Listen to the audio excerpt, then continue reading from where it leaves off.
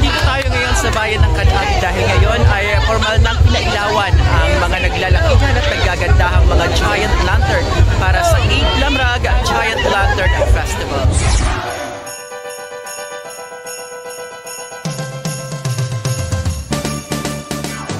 Gamit ang mga recyclable materials kagaya ng mga disposable cups, spoon and fork, mga empty plastic bottles at ilang indigenous materials na para sa iba ay patapon na, inipon ito at sama-samang gumawa ng naglalakihang lantern ang 13 sa 28 mga barangay ng Can-Abi para sa 8 Lamrag Giant Lantern Festival upang magbigay saya hindi lamang sa mga bata pati na rin sa matatanda. 8 taon simula ng pasimula nito ng local government units, ito ay patuloy nilang sinasagawa dahil ito ang nagbibigay sa kanila ng pagkakakilanlan bilang Christmas capital ng Eastern Samar. Maliban sa mga residente ng Can-Abi na nag-aantay sa Giant Lantern Festival, ito rin ay inaantabayanan ng mga residente mula sa mga karatig bayan.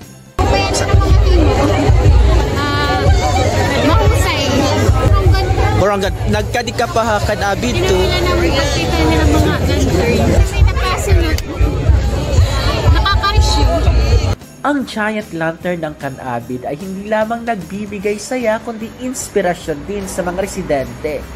Nakagaya ng recyclable materials na kanilang ginamit, pira-piraso, pinagsama-sama, inayos at dinisenyohan upang ang dati sana'y itatapon na lamang ginawang simbolo ng pagkamalikhain, pagbibigay saya at pag-asa.